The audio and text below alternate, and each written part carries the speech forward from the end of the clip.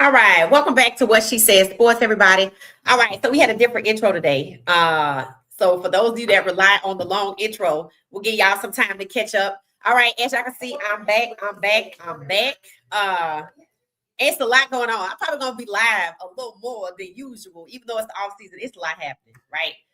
There is a lot of things happening, and I feel like a lot of them touch this issue.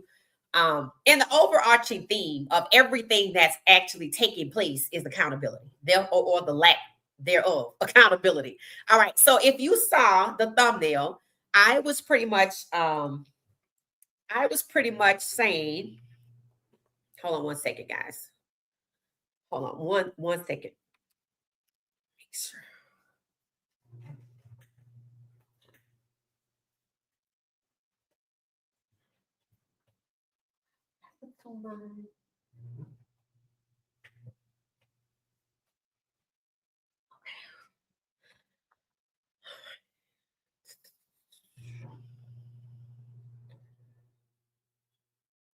Okay. All right. So y'all know I had to take all my stuff with me and bring it all back. So I think we're good. All right. So one of the things that we talked about on the thumbnail, you notice I used the photo of the quarterback room minus Huntley, minus Deshaun Watson to kind of prove something, to prove a point. And it's not just the quarterbacks. If you look at this photo, you can see right here that there's Dylan Gabriel, Kenny Pickett, Joe Flacco, and Shedeur Sanders. And over to his right is Jerry Jeudy. And right in front of number 5 and number 8, Dylan Gabriel and Kenny Pickett is who? Wyatt Teller, right? So Wyatt Teller is already on the chopping block. Fans are disappointed that Jerry Jeudy is still going to be there. People have mixed feelings about Njoku leaving. And you only have mixed feelings if you don't understand that Njoku is allowed to leave while they still owe him money, which means they're going to take a dead cap hit, right? Which doesn't make sense because when they did allow him to play, and we've seen a lot of questionable injuries that cause concern and investigation in Cleveland, that it seems the injuries were being used to manipulate the roster. It seems like injury was being used to manipulate player availability. And it seems that Stefanski was making sure only the worst players were available, or in Jerry Jeudy's case, the most underperforming wide receiver they had was allowed to keep playing. Therefore, fans feel like they're headed back for another tank season. They feel like Stefanski was orchestrating a tank job last year. A tank job was orchestrated in 2024. And it feels like another one is already in the works for 2026. So the fans are basically fed up, and they have every right to be, right? We're fairly new to this situation, but I do consider us Browns fans as long as Shedeur Sanders is on that roster. And the fans are absolutely correct that we're headed back down for the 2020 season, the 2026 season, to be another tank season. Why? Under the excuse of what? Rebuilding, right? So they have been rebuilding forever. They were rebuilding before Stefanski. They rebuilt the entire time with Stefanski, and now Stefanski's gone, and they're back to rebuilding. But people are starting to notice something. People are starting to notice 17-32.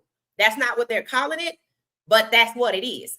Here's what they're noticing, right? If you paid attention to this podcast, this is the chart I created.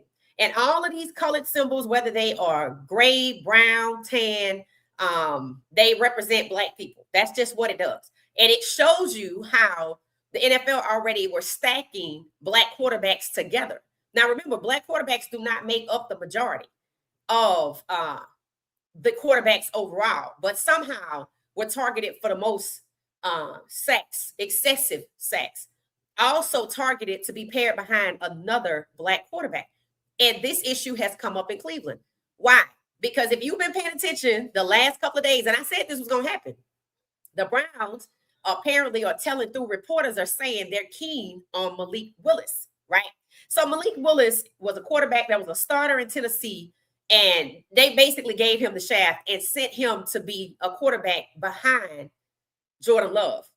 Now, it was reported all season long that Malik Willis is so elite, he should be a starter. We also heard the same thing about Jameis Winston, who was devalued and sent out of Cleveland to be devalued and demoted in New York. Same thing happened to Jacoby Brissett, who also had been through Cleveland. So people are saying, man, Cleveland is where quarterbacks go to die, but there's no accountability. And fans have every right to be upset because they see it happening again. You're not taking it seriously with building a winning team. You're just trying to block black quarterbacks. People are like, when the hell did the Browns become interested in Malik Willis? When the hell did the Browns become interested in actually giving Deshaun Watson a fair opportunity? The answer is when they got Shedeur Sanders. The Browns seemingly have had no conversations to trade away Shedeur Sanders, who they do not value, but seemingly have already started to intimidate the leaders of the team to move them away from Shedeur Sanders. And suddenly, with Deshaun Watson having two of the last two of his cases settled this week before they get the trial, which I don't know if he get bad legal advice or not, he settled those two cases and they were both frivolous from what I read. And the evidence was in the documents. So he decided once again to settle these cases. And suddenly he's going to get an opportunity. So what are we doing here? First of all, y'all didn't want Deshaun to play after you paid him $230 million. And when you targeted Shedeur to come to Cleveland, paying him $40 million in the first round, you knew that wasn't going to never happen because you've never had a black quarterback drafted in the first round. And suddenly the owner remembered, oh, we still have Deshaun Watson, so we can't get Shedeur. But suddenly you have Shedeur for a deep discount, which meant you knew he was $40 million worth, but you got him for $4 million and you won't develop him or trade him. But you are willing to go out here and get Malik Willis, who's already been passed around, and put him on the same team with Shedeur and let two black quarterbacks fight it out. But Minnesota needs a quarterback. But Malik Willis is never in the conversation for Minnesota or any other team that has a white quarterback. The only team Malik Willis has come into the conversation is Atlanta, where Michael Penix Jr. is. And I already told y'all what the plan was in Atlanta. I hope you see it coming together. These black quarterbacks right here in this conference where the New York Giants are, these are two elite quarterbacks stacked together as QB1 and QB2. When all the QB2s are really QB1s, and they not on these teams over here like the Patriots. Why they can't be over there and truly compete? Only black quarterbacks were forced to compete in this last offseason cycle. You know who had to compete? Jackson Dart didn't have to compete, but Spencer Rattler had to compete with Tyler Shaw. Tyler Shaw didn't have to compete. Spencer Rattler was already there. He had to compete, and he won the job. And just like Shedeur was set up to fail, so was Spencer Rattler. They let Spencer Rattler struggle through the toughest stretch of the schedule, just like Shedeur did. And they gave Tyler Shaw the easiest stretch of the schedule. This is why Browns fans are disgusted, because they've been holding on and they've been waiting and they've been loyal and they've been lied to, and they see it now. So they're calling for accountability from the NFL to do something about the Browns. And we're going to look at the petition that Browns fans have gone together, and I will share the link with y'all so y'all can go ahead and they want to just get to 1,000. They at 900. Two media outlets have talked about this. This is something that everybody should be talking about, because Browns fans were looking for this type of accountability last year, and nobody's talking about it. They are fed all the way up. And so are Shedeur Sanders fans, so are normal people who like football. Instead of putting together a winning team, they just playing with these people's lives and careers and have no real intentions. And then they have the audacity to want to put out through the media. They're thinking of paying Malik Willis for 2 years, $40 million. I said, oh, so you want to be petty about $40 million. Where you get that number from? Malik Willis should have never been a backup to Jordan Love, but now they want to bring him to Cleveland and use the money to say, well, he has to be the starter and Shedeur got to be the backup. Shedeur already competed and it didn't matter. The discrimination against these black quarterbacks needs to come to an end. The lack of accountability is no different than the lack of accountability we see in overall society. It's the same thing, which is why those people from the NFL that are on the list, the Epstein list, they move the same way. There's no accountability.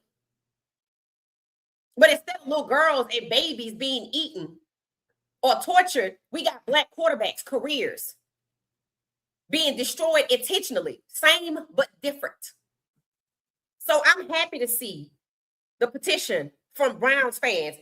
Happy to sign it, and I will share the link to sign it, because they are not pushing for accountability from the Browns. They are pushing for accountability from the NFL. And every fan base that's sick of it, and the Atlanta Falcons fan base need to take notes.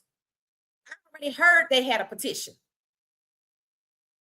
And they need to get together because they got the same problem. They have a black quarterback who's being suppressed by ownership and who moving coaches around like Munkin and Stefanski to be the oppressors. This chart right here shows you coming into the season, the plan was already to suppress Shedeur and pair him up with Deshaun. So now they want to go into the 2026 season after making Shedeur compete against Dylan and winning and not giving a damn about it, but trying to rip off his nail and get him hurt and bring back the personnel that did it. Cam Robinson has a 48 PFF out of 100. You know what a 48 is in school. He's a failure, but yet he's listed as a star tackle. So they can bring him back to set up Shedeur. But if that was Arch Manning, he would be gone. So it seems like the Browns are making arrangements to destroy Shedeur Sanders' career with the sabotage. And like I said, Stefanski moved out the way so we can get a clear shot as to who calling the shots here. And it seems to be exactly what the Browns fans are thinking, that the perpetrator is the owner of the Browns, which is why they are going to the NFL for accountability. Because the Browns won't listen or do anything other than issue statements and say, yes, we see you, we hear you, but we don't give a damn. That's exactly what the little fake competition they did with Shedeur. We know you're elite. Listen to their day 3 press conferences. We got him for a deep discount. Well, if you got something on a deep discount, you know it was highly valuable. And they need to be investigated to see if they were unethical and corrupt at pulling a bait and switch on Shedeur, pretending to want to get him for $40 million, but conveniently pivoting to Dylan, and that would never hold up in a court of law. Shedeur Sanders was better than Dylan in college. And just like we're seeing in year 2, oh, we're going to give Deshaun a real shot. After you said he would never play another snap in the NFL, after the insurance company start paying his $46 million salary, after you conveniently allowed Stefanski to neglect him and leave him out there to be sacked 33 times in 7 whole games so he could never be available for an entire season, because you seemingly have an issue with black QB1s, especially the ones that get drafted in the first round or that you paid $230 million. But they want to leave Deshaun out there to be attacked for something that he did, but they rewarded him with $230 million, but won't let him play unless he's only good to hold back Shedeur Sanders. So now you want to turn Deshaun, Malik Willis, and Shedeur into triplets because you insist on drafting black quarterbacks, but you don't have a real chance. You don't have any genuine interest at them leading your team. So you're collecting them like infinity stones instead of them being twins like they were last year, just like I predicted they would become triplets. Just stacking black quarterbacks together. And finally, somebody else is calling it out. So right here on the screen, it says, since when were the Browns interested in Malik Willis? ? It said, I see they're trying to put black QBs to eliminate each other, which should go to the Vikings. And I don't even know this person. Did I not say they need a quarterback? But they don't ever want to put Malik Willis on a team without a black quarterback. He can only go to a team that has a black quarterback. Teams that they want to eliminate that QB1. Who is that? Penix and Shedeur. And I don't even know this person. But this tells me people are finally starting to catch on. It said Willis should go to the Vikings and remove McCarthy. I totally agree. They use McCarthy to fire their black GM. That's what they did. They just using black people against each other, blaming the black guy. They only fired black GMs. And one that was fired was Minnesota's GM, after they gave him an extension, which is a false sense of hope of his career, only to snatch it away and say, well, choices that he made. He didn't want to bring in JJ McCarthy. I bet good money on that. That's how they use Black people, bringing them in as optical props. So after Stefanski abused Shedeur all last season, you want to go get another Black quarterback, as if to prove you're not racist, but in fact you are, because you're destroying all of their careers. You're stacking all of these Black quarterbacks together. There are teams with no Black quarterbacks, but they can't go there. That's what we're dealing with. That's what we're dealing with, and I'm happy to see other people talking about it. It said white mid QBs don't have to compete for shit. For shit. Dylan, he not even white. He just not Black. That's like Mendoza. Mendoza's not a first round pick. He just white, or he not Black. All the coaches they hired, none of them were Black, but they were happy to say they had one minority. So what they are doing now is the Rooney Rule doesn't say they have to be Black. They have to be a minority. So Black people are being stepped on, paired together, released with mid talent being put in their place, or they're being pitted against each other and stacked on teams like they bodies, which is why so many Black quarterbacks went back to school, and people mad because they made a decision not to come to this league for this to happen to them. And I'm still going to ask, when is somebody that this is happening to, or who is watching it happen, that's in the league, going to start your own league until all of y'all are stacked at the 1, the 3, and the 4 together on the same teams? Because that's where they headed, and they don't appear to be slowing down, and they don't appear to be undeterred, because this is not new. I put this chart together last year.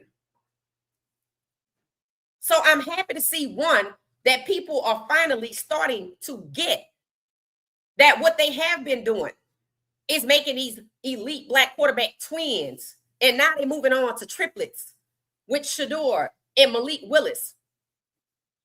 They hurt Jordan Love so he could even get to the Super Bowl. Then when Malik Willis get out there and played, they was hoping he lost. Now they don't even want to consider him for QB1, which is slapping the face to him. They want to put him where Shedeur is, which is a slapping the face to Shedeur. And it's a slap in the face to Deshaun. I know Deshaun, like, y'all paid me $230 million to ride the bench. Yes. I hope he got that. Him and his quarterback coach. Because if you thinking anything else is happening, you crazy.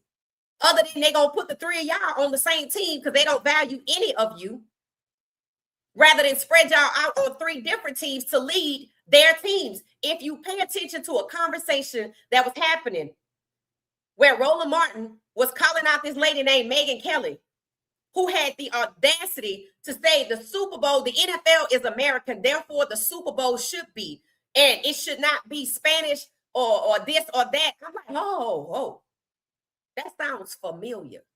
They think the NFL is American, and they don't look at Black African Americans as American enough to lead their team, so they're being stacked together. I'm saying that the people that's putting out a petition to the NFL about the Browns don't ever be heard or taken seriously, because the NFL itself is why this problem is happening. You have too many people who feel like if you're not white, you're not American. That's problem number one. And that's the kind of ignorance that I'm not about to deal with, because that's what that is. But that is the sentiment of too many in the NFL, which is why Raheem Morris was fired. And Stefanski, who had a worse record than him, was hired because he's white. And they see him as American. His last name is not.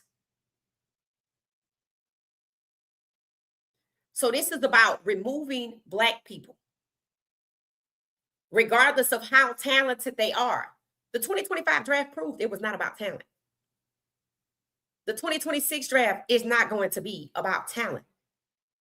If you have people yelling and screaming that the halftime show in the NFL is American and a Puerto Rican isn't American, that's kind of fight you in for. And I'm not partaking in that, because that's pure ignorance. But it's the same ignorance that devalued Shedeur and allowed Andrew Berry to be the mascot of the Browns and come out and say with his melanin, well, we just didn't think his skill set was worth it, so we got him for a deep discount.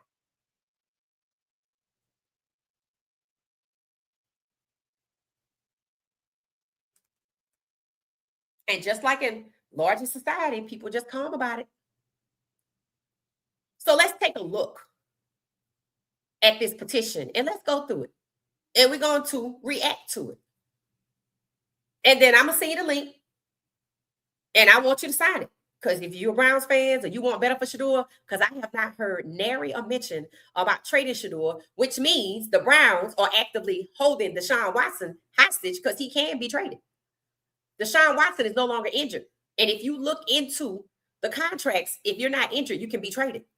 Shedeur Sanders should have been traded because they said they don't want him. They don't value him. We heard this from the owner himself.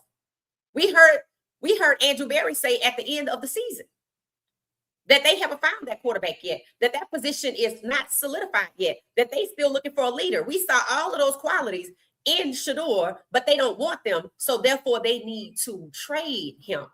But instead, they want to hold Deshaun Watson hostage. They want to hold Shedeur hostage, and they want to hold, and now they want to collect Malik Willis. And we'll pay you to sit in front of Shedeur, but we'll never let you go compete with JJ McCarthy. The Indianapolis Colts are talking about giving Daniel Jones, who fell for 6 whole years, a long-term contract and put him in front of Anthony Richardson, who was only drafted 2 years ago. So black coaches, black quarterbacks get 2 years. And even if they sabotage you, all you're going to get is 2 years. Sound familiar?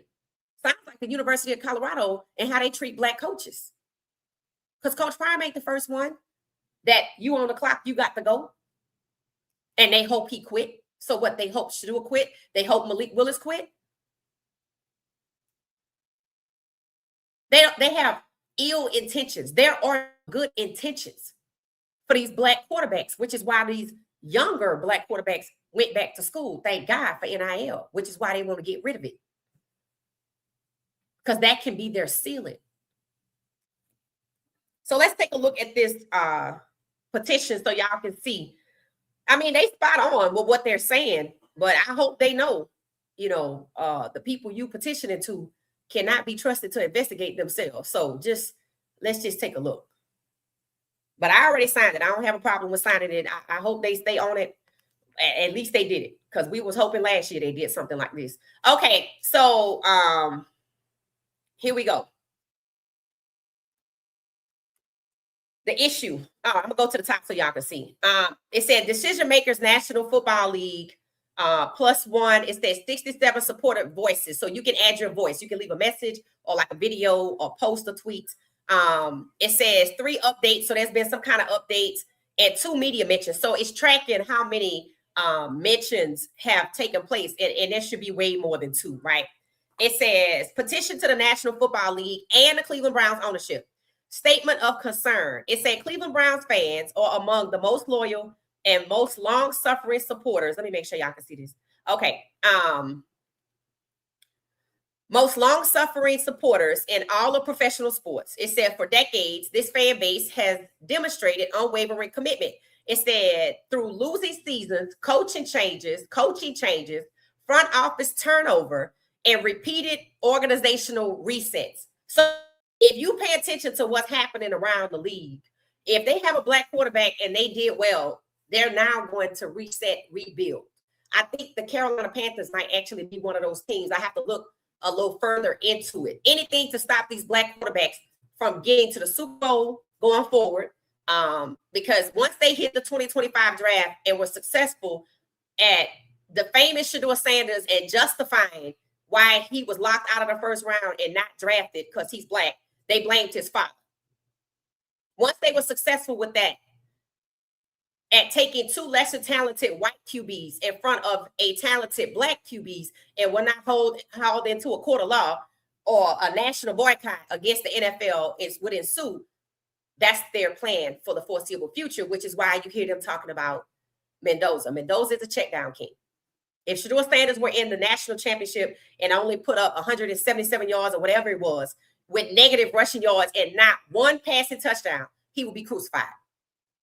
So what we are also seeing is Jim Crow. We're seeing the system of Jim Crow where Black people are devalued and can't do what white people can, whether it's GMs, coaches, or quarterbacks. It said the loyalty is now being strained beyond reason. I think it's past time, but at least they got to this point. It said recent developments surrounding the Browns coaching search, combined with long-standing organizational instability, questionable governance tactics, and growing financial demands on fans, have compelled us to speak out. Now, the growing financial demands, the tickets keep going up. The new stadium, I heard the tickets have gone up by a lot, including the PSLs. And they don't have a plan to win. So it's like it's expected for the fans to keep paying regardless of the output. Now, I want you to know the NFL, including the Cleveland Browns, these are corporate American structures, right? And if you work in corporate America, you know you cannot get away with continuously losing and asking your clients for more money. You can't do that. You have to show and prove, right? So the Browns have got to the point where they don't feel like they are obligated to win. And because their fans are so loyal and maybe have nothing else to do, that we're going to charge them more money to just play this little game with Black people's lives. That's just what it is. That there's no real competition happening here. And it touches on that in this document. It says the loyalty is now being strained beyond reason. Recent developments talking about the coaching search. It said as the Cleveland region faces the prospect of significant public and private financial commitments tied to a new stadium, they're talking about using public money to build this stadium, unclaimed funds.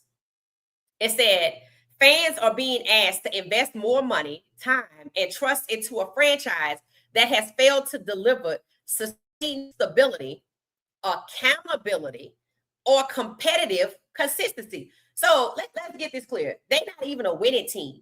And in addition to not being a winning team, we just came to the table and watched these people abuse and sabotage their own quarterback. We watched Kevin Stefanski manipulate and rig and fix a game between the Tennessee Titans and the Cleveland Browns so that for the sole purpose of the Cleveland Browns being eliminated from playoff contention. Not one person in the obsessive media for the Browns talked about the possibilities if the Browns continue on in the playoffs. Not one, which means it signals that there was a coordinated effort to smother the fact that Shedeur Sanders put the Browns into the playoff hunt when they won versus the Vegas Raiders.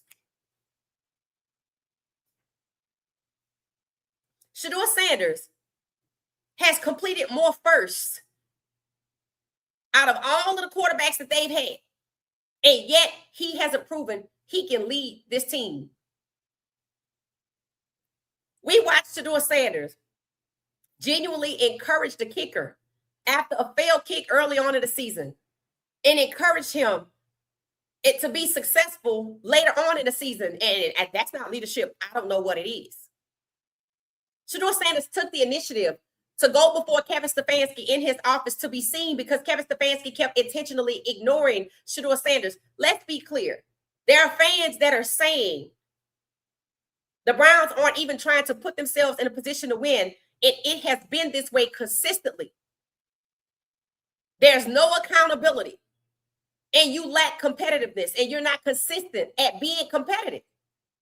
But what you are consistent at is failing Black quarterbacks and devaluing them and destroying their careers. So what is the purpose of the Cleveland Browns? Because what they have been entrusted to do, what they tell their fans, their mission, their goal is as a business to put a competitive product on the field and compete for the Super Bowl is what the fans say, you aren't that competitively. There's too much organizational chaos and there's absolutely zero accountability. There was no accountability last year when Kevin Stefanski was on a path to lose the entire season with Dylan Gabriel. The fans had to stop showing up or start booing for Shedeur Sanders to play. And they only said Shedeur Sanders can play when Dylan is injured. Shedeur Sanders is better than Dylan. So why can Shedeur not play to help the team win? And when he did help the team win, they didn't talk about it. I said it multiple times. The Cleveland Browns sabotaged their own damn quarterback. And they wouldn't let Myles Garrett sack Brock Purdy. He couldn't just go out there and be competitive against Brock Purdy. We're talking corruption here. So this petition should be amended, but this is really a criminal complaint at this point. The Browns sabotaged their own quarterback and already are going down the path to sabotage their own two quarterbacks that are black and bring in a third as if nobody's watching, which means there's no accountability headed into Shedeur Sanders' second season. And for the owner, after having Deshaun Watson over there since 2022, to say in March, we still have Deshaun Watson, hold us accountable. Okay, fans are trying to hold you accountable, and yet you not straightening up and flying right. You just going to get another black quarterback. This is why Dante Moore, is that his name? Dante went back to school. Because the only team they were saying he was going to go to was Cleveland, which meant they were going to draft another black quarterback and put him over there.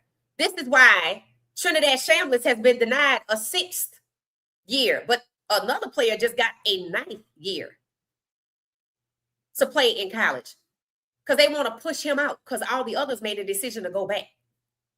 So he can come in and be in the 3rd round like Malik Willis or the 5th round like Shedeur Sanders. So they're just blatantly devaluing black quarterbacks. And in the midst, since that seems to be their priority in Cleveland, the fans have noticed, wait a minute, y'all not trying to be competitive to win. What you doing? See, the year that they did win in 2023, what did they do? They let their 5th round QB play against Lamar Jackson. Both of these quarterbacks were black. You let your 5th round QB play against an MVP. But because they were black, you figured if Lamar lost, he should be embarrassed and you could devalue him. But since your 5th round QB, Dorian Thompson-Robinson, lost, you use that to devalue him, and he's no longer in the league because you set it up to make him look like he's not good. But you prop Dillon up to make him look like he is. So what that proves is you're going to the draft to get subpar talent, and you're taking black elite talent and suppressing them, and you're moving forward with subpar non-black talent, which is why the Super Bowl was trash. And I told you I wasn't watching that shit. I heard people talking about how mediocre it was because they cheated Caleb Williams. There was no real competition there. They cheated CJ Stroud. There was no real competition there. They cheated Bryce Young. There was no real competition there. They cheated Lamar. There was no real competition there. So the Browns fans are correct.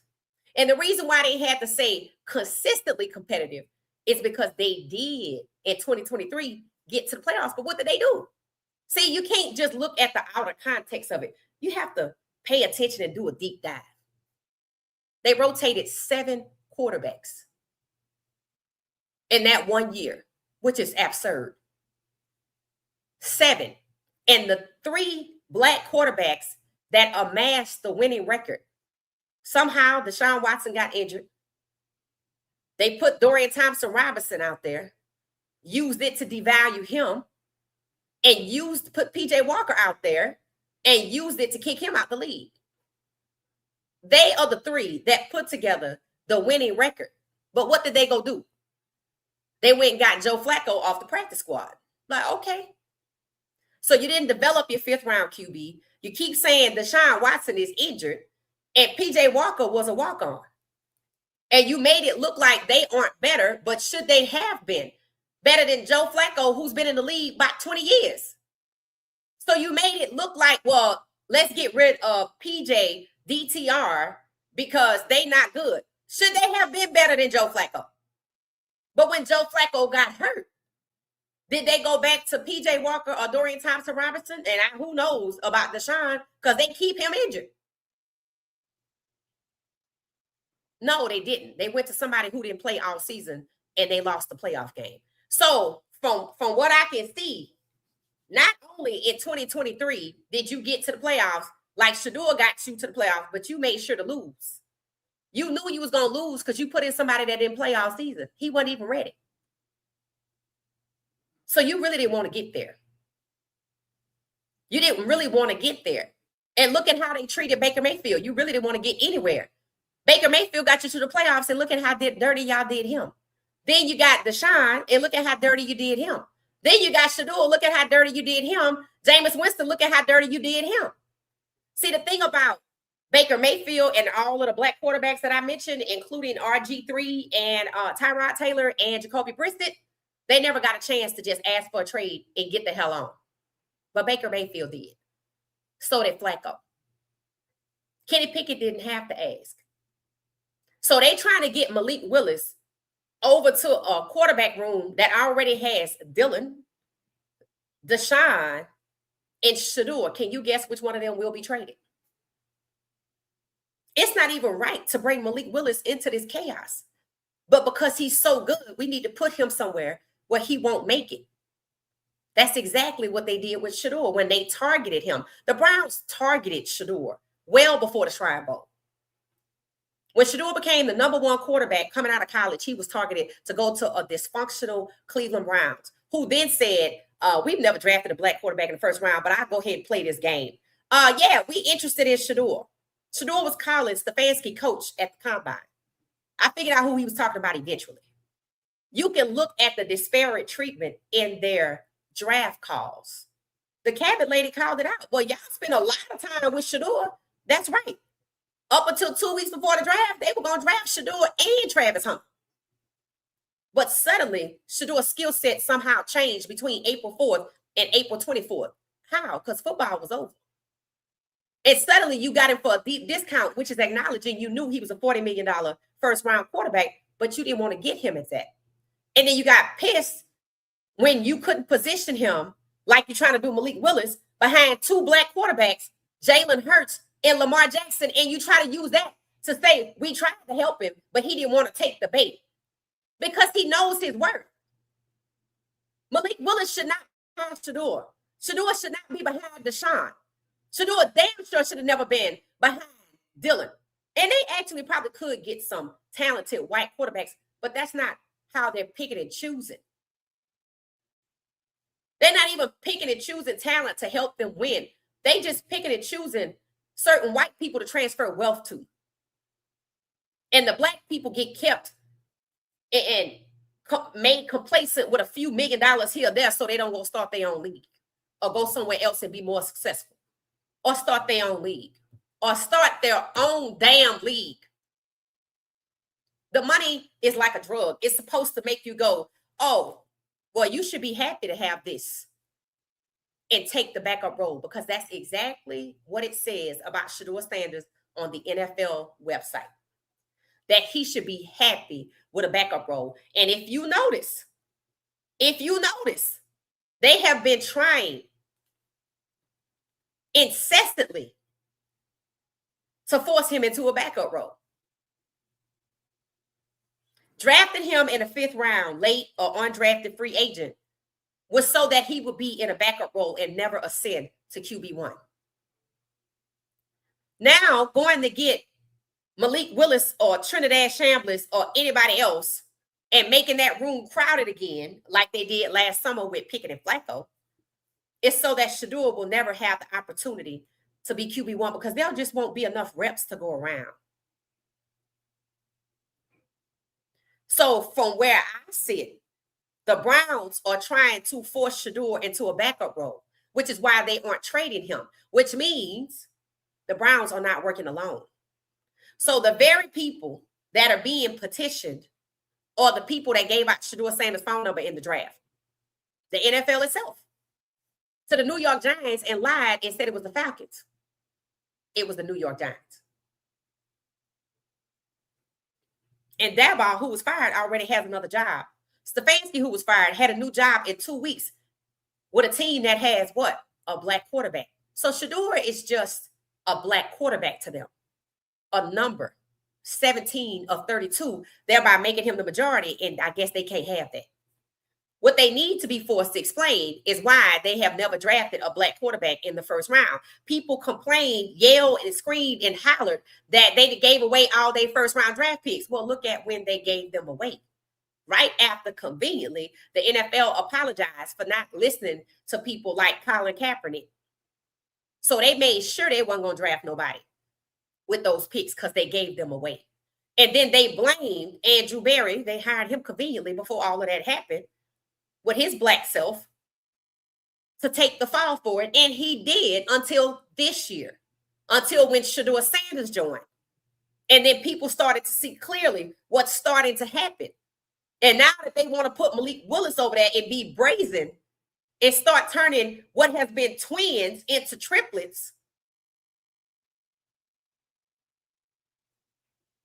people can see a little clearer now that this is the organization itself because Stefanski's gone. So now you have to wonder, since Stefanski was rewarded for sabotaging Shedeur, who's a black quarterback, if that's why suddenly he makes $15 million a year so he can go over there and sabotage another black quarterback who's just a black quarterback and number 16. This was never about Coach Prime. And the further we get down the road, the more that becomes obvious. Because the Browns sabotaged their own quarterback in Shedeur Sanders, and the sabotage started in the draft. Kenny Pickett and Joe Flacco were on this team with never enough time to contribute, but definitely enough time to make sure there were not enough reps for Shedeur to get so he could be developed. So it seems that since Andrew Berry already got his 2 fifth-round picks back that he used to expend to get Shedeur, how convenient, that was always the plan, which it should be now investigated. If the Browns drafted Shedeur, it was a premeditated push out of the first round, which might explain all of the hatred and the humiliation and the lies and the defamation, and then the owners taking him off the board. And that's when we get back to accountability. Stefanski was seemingly held accountable by fired, but actually he was rewarded for a job well done with making sure the Browns didn't get to the playoffs with a black quarterback, for making sure that Shedeur Sanders didn't play the whole season, which is why he was content for Dillon. And there were people making gobs and gaggles of money off of Stefanski's insistence that Dillon is the quarterback no matter how much we lose. People knew exactly how to bet, and they made money. That is also illegal. I'm pretty sure that's some kind of insider trading. Again, no accountability. Absolutely zero accountability. So let's get back to, I'm gonna make myself smaller if you're just not joining us, so you could read the petition by Browns fans in Cleveland on the ground, long-term, long-standing Browns fans are fed all the way up. Okay, hold on one second. Okay. So I'm gonna read the last paragraph again, and then we'll go into their concerns that are explained. It said, as the Cleveland region faces the prospect of significant public and private financial commitments tied to the new stadium in Brook Park, fans are being asked to invest more money, time, and trust into a franchise that has failed to deliver sustained stability. So they're saying the franchise is unstable, all right? Lack of accountability and lack of competitive consistency. And when you take a deep dive into what the Browns have actually succeeded at, although failing to put a competitive product on the field and get to the Super Bowl, they have succeeded at destroying the careers of every black quarterback that has come through there. That's what they have been consistently successful at. Doing exactly what they did to Shedeur, to Deshaun, to Jameis Winston, Dorian Thompson-Robinson, to P.J. Walker, to Jacoby Brissett, to Deshaun Kaiser, Tyrod Taylor. That's what they have been consistent at, destroying the careers of black quarterbacks. If you put their accomplishments side by side, the accomplishments of what a professional sports team is supposed to do, build a competitive team to get to the Super Bowl, they failed. But the lesser known, the lesser obvious, but it's there for you, and they being more obvious with it. Destroying black quarterbacks' careers, draft to destroy, containment. They have an A+. And it goes back to, as far as I can see, that I know of, Deshaun Kaiser and Hugh Jackson, who was reported to have been bribed to lose. So when they hired Stefanski, it's not a coincidence his character matched the plan to sabotage. That's exactly why they hired that particular person, which is exactly why the Atlanta Falcons hired that particular person. You need a special kind of fool to go on the record to racially discriminate against black quarterbacks. It said, we understand Browns fans, civic stakeholders, and supporters of the National Football League raised the following concerns. It said, we, the undersigned, It said, chronic organizational instability. It said, repeated coaching changes, front office turnover, and inconsistent long-term vision have undermined confidence in the franchise's leadership and direction. Okay, this is corporate malpractice. This is organizational malpractice. That's what they could have just really. But it says chronic organizational stability, aka organizational malpractice. Racism, discrimination falls under organizational malpractice. It said lack of sustained competitive performance. It said year after year, Browns fans are asked to believe that this time will be different, only to experience continued disappointment and regression. Right. And as you can see, Stefanski was headed down the path of losing the whole damn season with Dylan, because the goal was not to win, but to suppress Shedeur Sanders and to keep Deshaun Watson on the bench. They're already going back down that road for 2026. I don't know if anybody caught on, but one of the first changes they made with the now head coach who came from Baltimore was to tight end. What happened to Lamar Jackson via a tight end in the AFC Championship? Okay. You see where we headed, right? That's why he was hired. It said erosion of fan trust. It said loyalty has increasingly been treated as an obligation rather than something to be earned through transparency, accountability, and results. And this is true. And it seems that when they went 0-16 with Deshaun Kaiser and 64,000 people on average showed up, which is insane to me, and no other city will be content with that. The Browns seemingly believed that they understood the psychological profile of their fans and that their fans would be happy to watch a black quarterback fail. Once they succeeded with that, they continued on with Jacoby Brissett, knowing that they could treat him any kind of way, even though he was the 15th black starting quarterback in 2024, which means we knew what was going to happen in 2025, and so did they. So they knew their fans wouldn't stand up for Jacoby Brissett. They knew their fans wouldn't stand up, that it was absolutely absurd to have your 5th round quarterback to play against Lamar Jackson. Of course, he lost. And I do believe that when they played the second time, conveniently, Deshaun Watson was back. So Deshaun Watson has been rendered a puppet for $230 million, whether it is willingly or unwillingly. He has no choice because he took their money. And they probably owed it to him, but the point is, he took it. So now you have to do what we say. And if that is keep you on the bench and the insurance company paying us your $46 million salary, that's what it's going to be. And you don't get to complain about it. And he hasn't.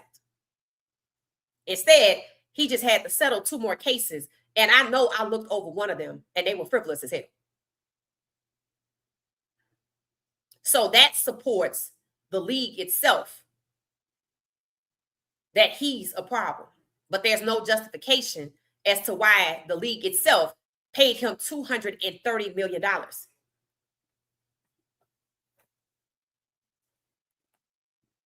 So there's some corruption happening here, which is why, or which may explain all of the turnover that the fans are talking about in the front office. Because again, it takes a special kind of fool to discriminate against black quarterbacks on the record.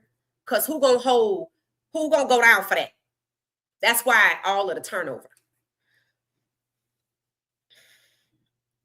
It said concerns regarding the Rooney Rule and league hiring standards. It said the NFL's Rooney Rule exists to promote inclusive, transparent, and credible hiring practices across the league. It said recent reports and publicly available information surrounding the Browns coaching search have raised concerns among fans that the spirit and potentially the requirements of this rule may have not been fully met. In other words, what I said, they have made a mockery of the Rooney Rule.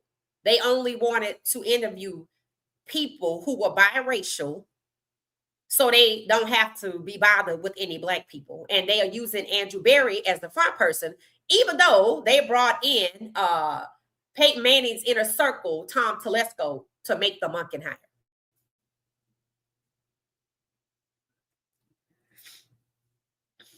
It said, whether intentional or not, the perception that league-wide hiring standards are being sidelined contributes to a broader loss of confidence in the organization's leadership and decision-making. So the integrity of the Browns is at question. The integrity of the NFL game is at question. With people saying how Super Bowl was, and once people start talking about how a group of black wide receivers stop running on their routes on various teams when the quarterback is black. It happened to Caleb Williams. It happened to Shedeur via Jerry Jeudy. It happened to Jameis Winston over in New York and others. The integrity of the Browns franchise is at question because there seems to be a pattern of corruption and racial discrimination. It said brand trivialization and erosion of organizational seriousness. It said recent marketing and sponsorship decisions have left many fans with the perception that ownership is prioritizing novelty, shock value, and brand gimmicks over restoring credibility and competitive excellence. So in other words, the Browns are unserious. The Browns are unserious. I'm going to put this link to the petition in the chat. So if some of y'all want to sign it while we're live, here it is. Okay. Here is the petition. Let's see.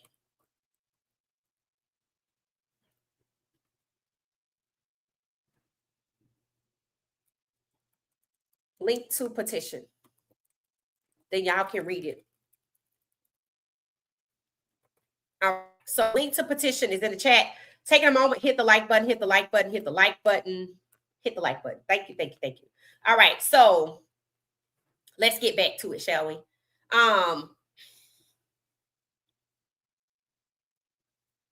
So they were talking about how unserious the Browns are, right?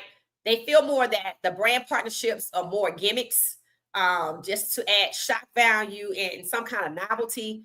That organizational seriousness has been eroded, and there's no credibility. They're not trying to restore their credibility that they clearly have already lost. So let's just summarize real quickly.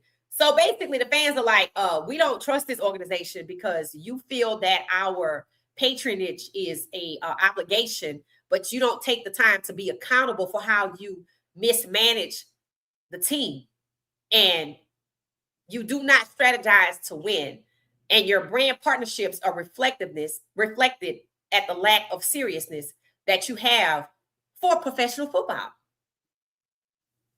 So just the integrity of the organization is being challenged, and it should be. And the Falcons need to be paying attention. I don't know if they have a petition on here or not, but I understand that they have a petition, and these two need to get together. That's what needs to happen. I wouldn't be surprised if you find some of the same elements. Escalating financial expectations on fans and the public. It said, with discussions surrounding a new stadium, fans and taxpayers are being asked to shoulder tremendous financial burdens without reasonable assurance that the organization is worthy of the investment. So in other words, people in Cleveland are being expected to shoulder the burden for a team that is unserious about getting to the Super Bowl or winning. So what are the fans paying for if the team is unserious about building to win and getting to the Super Bowl. What are they paying for? They've already said that what? That the brand deals are a novelty. They've already said the team is unserious, that they're unstable, they aren't competitive. They're making a mockery of the Rooney Rule. So what is the team's purpose? And the fans are basically challenging that, the integrity of the team, and you're asking us to pay more money, but you lack credibility as a professional sports team. That's what this is saying. I mean, from reading this, nobody should be at any of the games next year, and they shouldn't be watching them either. And maybe that's what they're going to have to do. They already decided to stay away. The tickets fell to like $6 and $4 at some places. So now they're following up with action, and I applaud them. I applaud the people who put this together and who are championing this petition to move forward. And whatever it is that the Green Bay Packers did to wrestle their team away from ownership is what exactly needs to happen in Cleveland. But this might be a first step. All right, so a legitimate fear rooted in history. It said loss of the franchise. So they're concerned, they're fearful that they're investing in this team and they're just going to lose the team because it's happened before. It said Cleveland Browns fans are not speculating. So there's no speculation here. Everything that they're have concerns about have fact, foundation, and have been proven, and some have happened before, and there's a pattern here. There's a historical pattern. It said, we are remembering this city has already lost its team once before. So I kind of feel for the fans because they really like this team, right? Some of them grew up with this team. Remember, I interviewed the guy who grew up with the Browns. You kind of grow up into it. Me with the Saints, same thing. I didn't choose the Saints, right? I was born into it for the most part. This is what you do. So what they're saying is they're fearful that, they're going to lose their team because what they're seeing is a pattern toward that trend that took place before.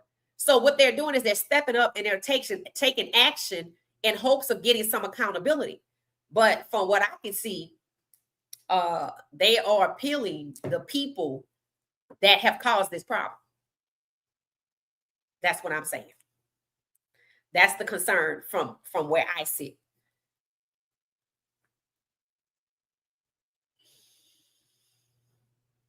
All right, so let's see. Let's keep going. So I feel sorry for them because they really care about the team. They love the sport, but they're being jerked around, right? They're being jerked around. They love the sport. They want to go to the games. They buy the merch. They do the right things, but they're not being treated as if they're not being treated as if the team is a football fan. They're being ignored. There's no accountability, and what the fans are beginning to see is what players have seen probably for decades. What the players have likely seen since 2012. Oh, I'm just here to collect the check because they're not trying to win. Imagine when Myles Garrett wanted to leave, right? And people say they have no sympathy for Myles Garrett, right? Because he chose to stay. So understand this, right? They say they have no sympathy for Myles Garrett because he could have left, but he chose to stay. I'm like, well, just to be fair here, Myles Garrett has been there since 2020, I think. And these players really want to get to the Super Bowl because that's supposed to be the objective. And when they were in college, that's what they thought the objective was. And when they were kids growing up watching the NFL and all their faves, that's what they thought it was about. But from what I understand, until before 2025, once they joined these teams, they learned the truth, right? And Myles Garrett maybe should have gone to another team, but I'm sure they had conversations and they assured him some things. But it was the same kind of assurances that the fans are saying are empty. Right? And instead, when he signed that contract, it became a means for them to control him. And that's exactly what we saw from Myles Garrett after the Jimmy Kimmel show. He was good there, but suddenly he couldn't stay on the same path where Shedeur was concerned. Somebody that he admitted he would go to war with. And that's the danger in giving these folks your money and letting their money control you. That's the danger, right? So the fans are actually doing the right thing by being actionable. And I applaud them for staying away. And I hate to tell them, but they're probably going to have to do the same thing this year. See, sometimes you have to make sacrifices. You have to let some of the favorite things you love go when people who are entrusted to oversee those things don't take places. In other words, reallocate your money elsewhere. If you love sports, you need your sports fix, find another sport. You're going to have to stay away from these people. You're going to have to turn the TV off because they don't care if you don't come to the stadium. You're enriching them when you watch it on TV, so you're going to have to watch only the highlights. If you want to hold them accountable, yes, this petition is the way. But after this petition, going into the season, you can't buy no season tickets. You can't buy no tickets. I don't care if they free. You have to have enough will to go. We don't even want them to be free. You have to see this thing through. I hope they see this thing through. Because the way the Browns are moving is the way they have been moving under current ownership, which means they clearly don't give a damn what you think because they already know their tickets went down to $6. But have they changed up anything? No. They brought in Monken because Monken failed Lamar. The Falcons brought in Stefanski because Stefanski failed Shedeur. This is an attack on black quarterbacks that you're paying for because that's all they're succeeding at. They aren't succeeding at anything else. And as people pointed out, the Super Bowl was trash. So guess what? It will continue to be trash as long as you continue to pay for it. So what's happening in Cleveland is actually happening amongst other teams. It's just that the Cleveland franchise has taken action. So that's what it is. All right, let's keep going through it. Then we're going to hit the comments. So I feel for them because I know how much they love the franchise. I know how it feels to grow up with these teams. And that's what they want. They want you to be hooked for the most part, right? They want you to be entrenched so that you put football before you put common sense. Show them that you're not doing it. And hopefully that's what this is. And the fans need to see it through. I have put the link in the chat so y'all can sign the petition. They want to get to 1,000 at like 905. Let's see if we can get them there. It said risk to the Browns brand and NFL's reputation. Now, what they're pointing out is what we're getting ready to read is a risk to the Browns brand. Now, you think they would care about their brand. They have not shown that they care about their brand. And the NFL's reputation, they haven't shown they care about that either. It said a modern stadium filled with disengaged fans watching a chronically underperforming team creates reputational risk not only for the Browns, but for the NFL itself. Now, where's the problem in this sentence, this statement? A modern stadium filled with disengaged fans. See, that's the problem. See right here, filled with disengaged fans, that's exactly what they're counting on. You still going to show up when you pissed off. Don't do that. Lord, don't do that. If you took the time to put all that together, you know what this should say? A modern stadium sitting empty because fans are disengaged. That's what it should say. And that's what it need to be. Because when I'm telling you now, in business, when you put this on paper, all they read was, oh, they still gonna show up. We don't care if they're mad, long as they pay. See, they already won when they got your money. And I grew up with the Saints, but hey, I can't support them. I can't support them. I can't support that. Because I'm old enough to know the difference. So you can't still go off the nostalgia from when you're a child. You have to apply your adult common sense. Keep your damn money. So they don't care about empty stadiums because you're going to just watch it on TV and they're going to get that $452 million check each. In fact, that's really what they want. That's why a lot of the new stadiums they're building are smaller. See, they used to be bigger to get the maximum view and optics and size for the TV and ticket. No, now they're going with smaller stadiums with higher ticket prices. And the rest of y'all can watch it on TV, which inflates the revenue sharing check that they get. Just find something else to do. All right. So it said our request. So this is what they want. It said, we respectfully call upon the Cleveland Browns ownership and the National Football League to acknowledge the growing loss of trust between the fan base and ownership.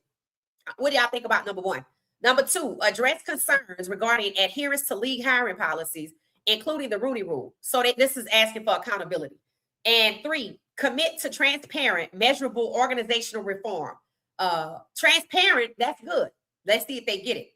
4, provide clear assurances regarding the long-term future of the Browns in Cleveland. Yeah, I don't know how measurable clear assurances are, but it's a good try. And engage in serious evaluation of the franchise's ownership and governance structure. Engage in evaluation of the franchise's ownership. Okay, this is the NFL itself. So they want the NFL to engage in serious evaluation of the franchise's ownership and governance structure. Well, the problem is the franchise owners run the league. The commissioner is just a puppet to hide any liability and shield the owners from any liability. It said, if meaningful reform is not achievable, responsibly explore a transition of ownership. So maybe number 6 is ultimately what they want, right? But we're talking about responsibly explore a transition of ownership. If they want a new owner, they need to stay home all season long and find another team to watch or find something else to do. That's more effective than this petition. It said, our commitment. It said, we want to support this team. We want to believe again. It said, we want a future where investing in the Cleveland Browns feels justified and secure. It said, signed, concerned Cleveland Browns fans, supporters, and stakeholders. So I like the attempt. I do. I like the attempt. I signed it. They're being actionable. I already say faith without works is dead. You can pray all day long, but it's something you got to do. I think I applaud the Browns fans for staying away last year. I applaud the Browns fans, including myself. I'm a Browns fan. And for people that try to separate Shedeur Sanders fans from Browns fans, is pure ignorance, because as long as he on that team and he got a jersey with his name on it and he on that field, whether he on the side or if he on it, we're fans. And this is where I share this link, because I know how many people in What She Says Sports podcast community feel. So I'm asking you to be actionable and sign it. Get these people to 1,000 and we'll see where it goes from there. And all podcasters should be talking about this, but I can't tell other podcasters what to do, right? I'm big on community. So I shared the link, and I'm actionable. So I shared the link. So I'm imploring you, since we've been talking about this, we wanted these fans to do something. They have been actionable. Let's support them as a community and complete and sign the petition. You only need your first name, your last name, and an email address. That's it. If you want to donate money, fine. They're not asking you to, but there's an option to do that. But you don't have to. They really just want you to share with other people. They really want you to email it to people. They want you to share it on your social media, which is what I'm going to do when I finish this. They want you to share it, like DM it to people that you know will sign it. And I plan to do the exact same thing, because I'm happy that they have chosen to be actionable beyond staying home. That was one step, but that's going to be their remedy. If they mean business, they're going to have to stay home. And I'm probably going to reach out to this dude anyway, and who was the one on the news about it. And that's where I started first. And I followed the link, and that's how I got to the petition. I said, oh, we're going to discuss this tonight. And I'm going to share the link, because I applaud the Browns fans for staying away last year, for booing when Dillon came out, because Stefanski and the Browns, including the owners, refused to bench him, and they were just going to let him lose while bettors got rich. Yeah. So they made it about something else other than competitive professional football. So let's support them. All right, I'm headed over to the comments to see what y'all are thinking about all of this. Like I said, when you just look at this photo, it just proves what the Browns fans are saying is correct, because Flacco's gone, Pickett is gone, Deshaun wasn't even on here. Then they have Bailey Zappi, he not even on here. Huntley's not even on here. Dillon is still on the team. And Shedeur is still over there. And they won't even talk about trading him. And Shedeur beat out Dillon in a competition and the regular season, but they want Shedeur to compete again against Malik Willis. So then you got Jerry Jeudy over here to the right, who intentionally failed and harassed the quarterback on the side. And suddenly, when the quarterback is black, the quarterback is no longer the most important position on the team. When the quarterback is black, somehow the wide receiver can either slow down on his routes and fail the team and the fans, or harass him publicly. No protection when the quarterback is black. That includes Lamar Jackson, where Monken came from, because that's one of the things Monken is criticized for. And as far as I can see, Monken is already setting it up with the tight ends to end the way it did in 2023. Now let's see who they bring in. So the Browns fans are asking for accountability. Let's lend them our support. All right, I'm headed over to the comments. I want to see what y'all are saying. 155 of us hit the like button, please. Thank you. It says, since to be honest, a lot of our people see through the BS and the NFL is doing to black quarterbacks. I heard that the Super Bowl was boring as hell and the entertainment wasn't good either. I've heard people say they liked the entertainment, but that the fans, that the game itself was trash. Of course, it was trash because they rigged it to kick out the black quarterbacks. People don't want to admit that. Just like people are starting to see rigged this year and starting to see that they stacking black quarterbacks together, I guess it'll have to be next year before it all starts to come together. Hey, Ramon, how you doing? Thank you for holding it down while I was on vacation. I appreciate it. Hit the like button, subscribe. Hit the like button, subscribe. And say, "Ooh, I got time to make a couple cappuccino. Let's go, let's go." I love cappuccino too by design. Hey, Tina, welcome back. Hey, Ace, how you doing? Peter, how you doing? How you doing?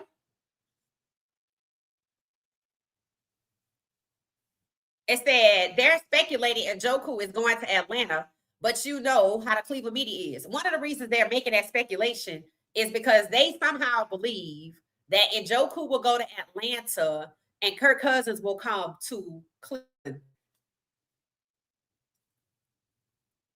Another person they thinking of coming to Cleveland is Tua. I don't know unless Shedeur is going to Miami and Tua is coming to Atlanta. What the hell gonna do with Dylan?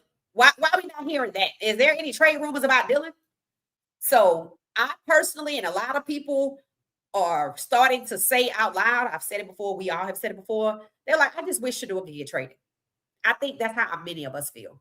I think that's how many of us feel, but there's not seem to be any kind of conversation like that.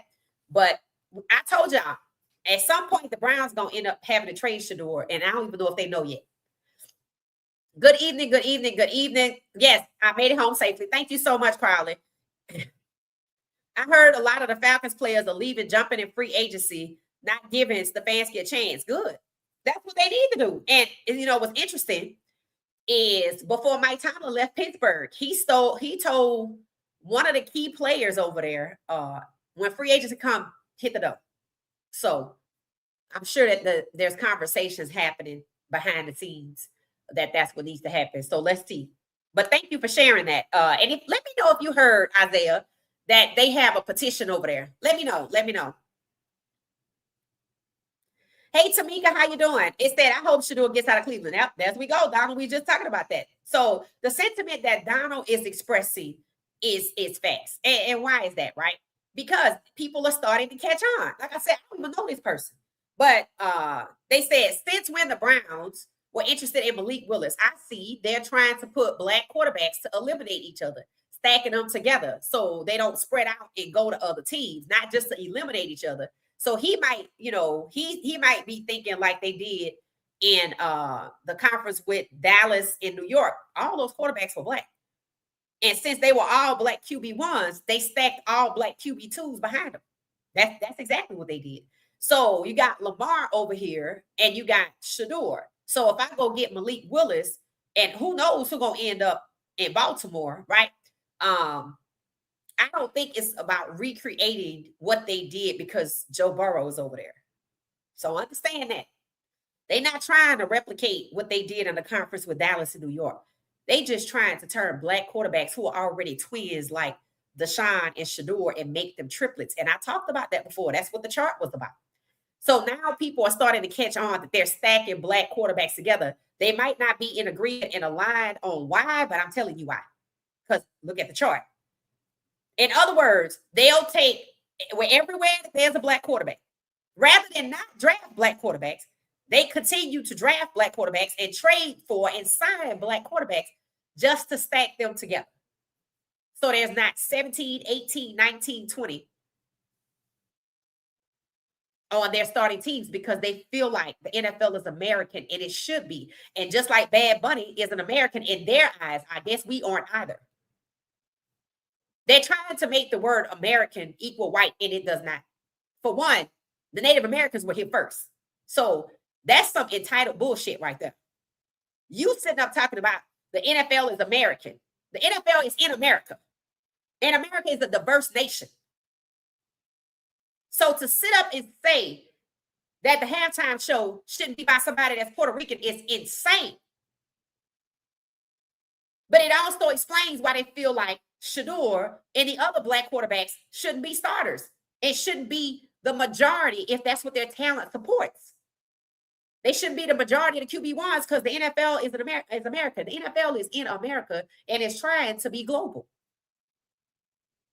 You need to fix your politics at home before you take this bullshit on the road.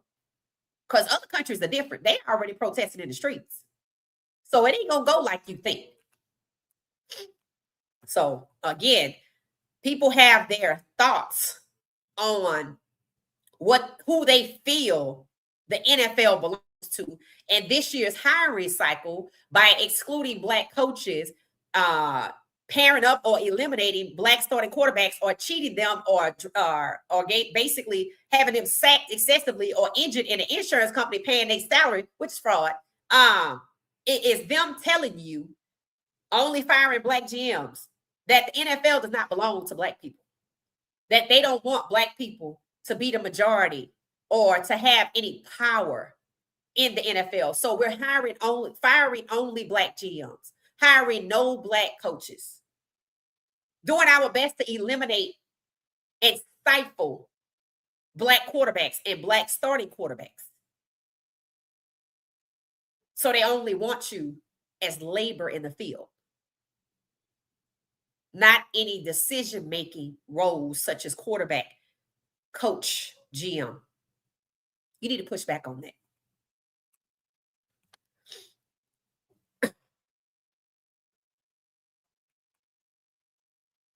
And for people talking about Malik Willis should make $40 million, that's so Malik Willis will be happy with being a backup, because that's exactly what they said about Shedeur. That's on Malik Willis to decide what he want to do with his career. NFL knows Shedeur Sanders is QB1 material. Yeah, and college stats much better than every other quarterback, right? But Jim Crow says Shedeur is a Black quarterback, so he can't have it. Because understand, if you only fire Black GMs, what is your message?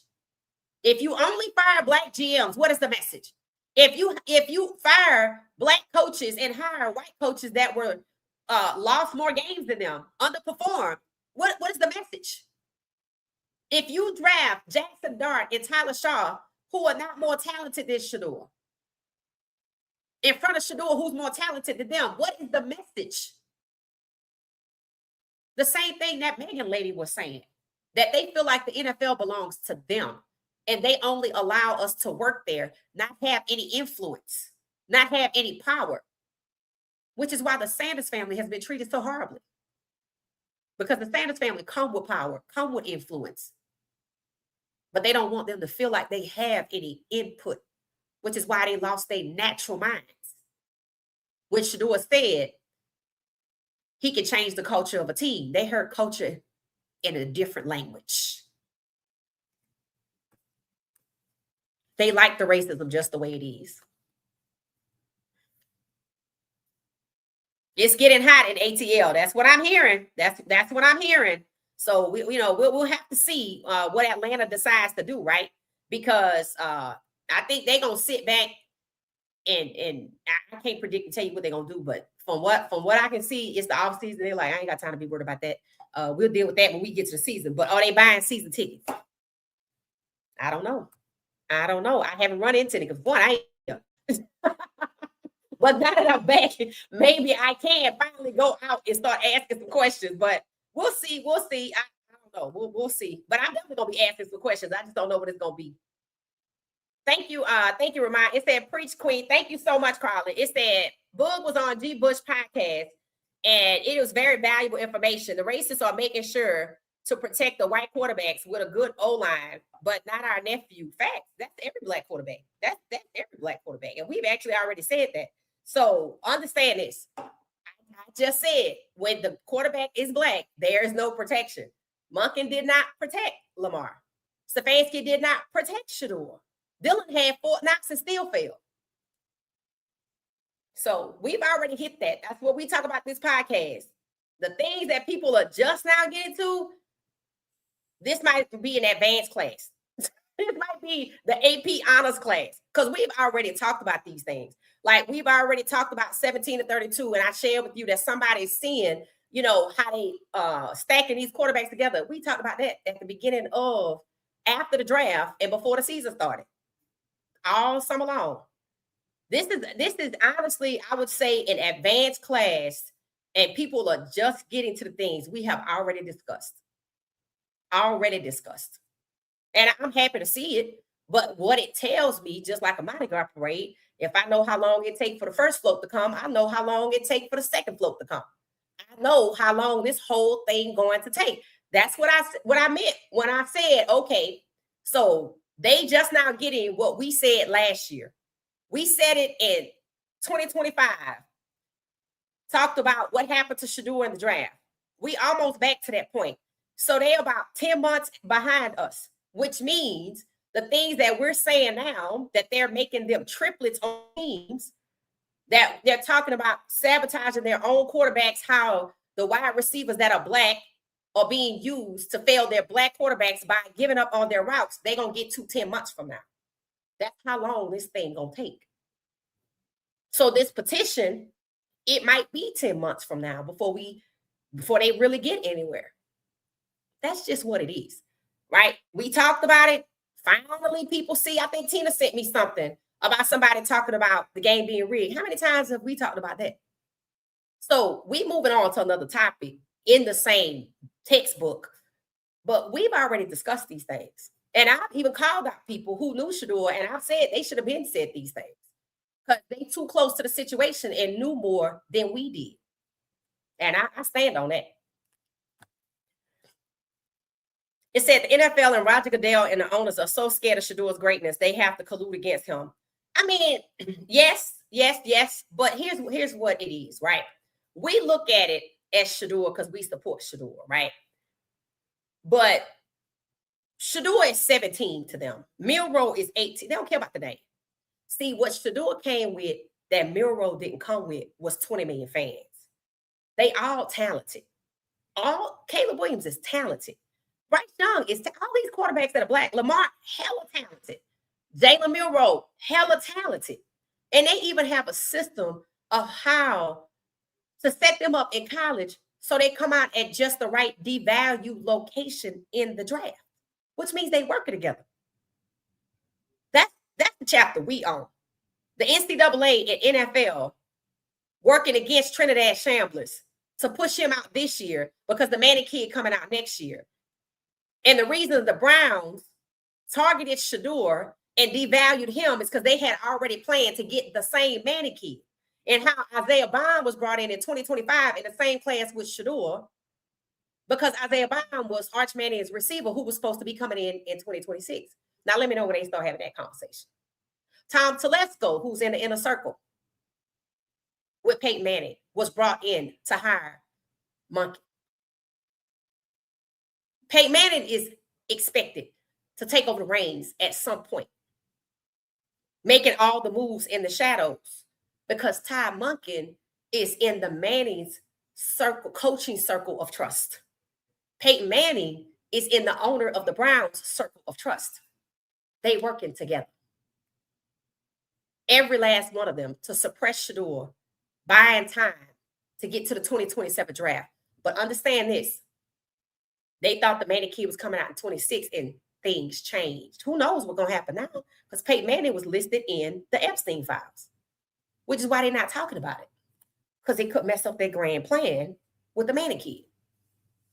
So they've been kicking on Shedeur since he was in college, trying to suppress him and make people believe he's not good so they can prop up the Manning kid ultimately. In order to do that, it started with Jackson Dart and Tyler Shaw. And Trinidad is the kid that's the story for 2027. Naturally, based on talent and achievements, the Manning kid is who they want to prop up, like Jackson Dart, Tyler Shaw, and Dylan Gabriel. And what do they all have in common? They went to the Manning Passing Academy. This is way deeper than people realize. Jalen Milroe got handled at Alabama.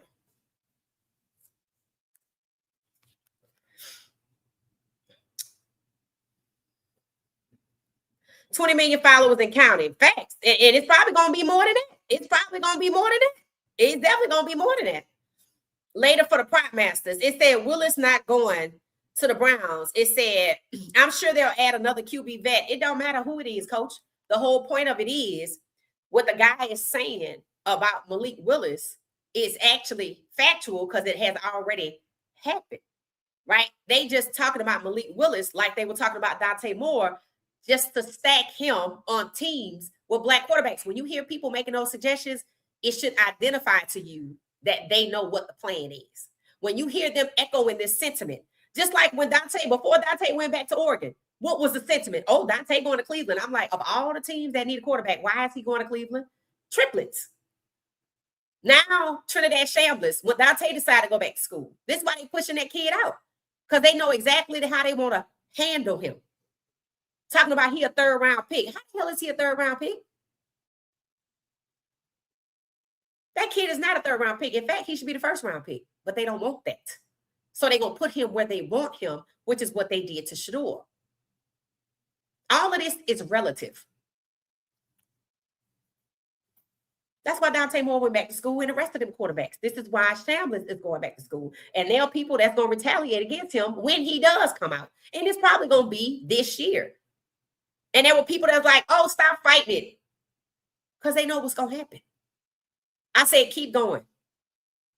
Exhaust all your options. And that's going to let you know who it is you're dealing with and who they're working with. And when you come over here, you're going to learn from what Shedeur went through and go the same route he went.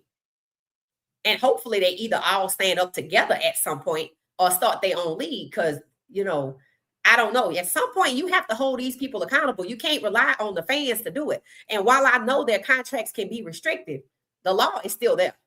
It might take some time, but they're not willing to give up nothing. Nobody wants to give up their millions and their career and their opportunity. But they all get played against each other. It says Steelers organization paying Rodgers to remain to block the black quarterback from starting at QB1. What black quarterback would that even be this year? Must be Diego Pavia, because all the black kids that went back to school. I'm like, I don't even know who that's gonna be. That's what he was last year, though. I'll give you that. But this year it's a different ball game because why? They're not coming out. They decided to go back. Diego Pavia decided after he got his 7th year to come out. Trinidad, they already got him in the 3rd round, so he wasn't going to even be first round, which is why he was going back. But you see how they trying to force him out. Because if he go back to school and he's the story, how the Manny kid going to be the story? If we were all paying attention, they were rigging the damn Heisman in week 3 when this kid was doing terribly. You think that's going to change? Let's see how long before they start talking about the Manny kid. Usually somewhere around March, April, I think April or May is when ESPN puts out the top quarterbacks for the upcoming season. Do they not like Carson Beck? Because I didn't hear them talk about him, and I'm pretty sure he going to the draft. Don't y'all think that's strange? They ain't talking about him at all. They're like, we don't see you. I'm like, the girl that he dated that they said he cheated on must be hooked up with them, because they don't even talk about him. They don't. It said Aaron Rodgers gonna leave. It said that boy was scared to get hit last year. They said he want to retire. See, Aaron Rodgers came to Pittsburgh for the very reason that people said, to get Mike Tomlin fired, and that's exactly what happened. And Mike Tomlin has 1 year left on his contract, just like in Njoku. They take a dead cap so that there's more money there, right? They'll rather pay these black guys money to move on. They'll just pay the money for them to move on. Mike Tomlin made $18 million. He was in the league 18 years. Stefanski makes $15 million, and he got fired. He almost where Stefanski is in salary. I mean, where Tomlin salary after 18 years of winning. And he got there with losing. If y'all don't understand that this is Jim Crow, I don't know what to tell you. This is some Jim Crow for real. That's exactly what that is. It said, and look back on last season, it said Shedeur played better than Brock Purdy, Joe Burrows, Josh Allen, Cam Ward, and Tua. Right. And what are they doing, Miss Pamela? Saying, yeah, we don't know, because he's a black quarterback. So he gets devalued. He gets discounted, just like black people during the Jim Crow era. It's the same thing. It's the same thing. I just think people don't want to believe it because they don't want to give up their precious football. That's really the realization that I'm coming to. That's just what it is. Sometimes people don't want to hold people accountable because they scared, but we talking about football here, right? We ain't talking about the Epstein files. We're not talking about that because that's different. It's the same thing, but the consequences are much different. Much different. It said, remember, know your worth. Yeah, you got to know your worth. You got to know your worth. It said Shedeur can clinch the AFC because he can play better now. Miss Pamela, can is true. Will he be allowed is the question mark. Remember, competition supports two teams competing fairly against one another, right? And in the NFL, we've already seen scandals where Bountygate is, where players were paid to harm the player on the other team. With this year, with Lamar and Shedeur for sure, we've seen players on their own team setting them up. That's different. That reeks of desperation. So can is yes, but to assume that his talent will get him anywhere is not paying attention to what happened in the 2025 draft.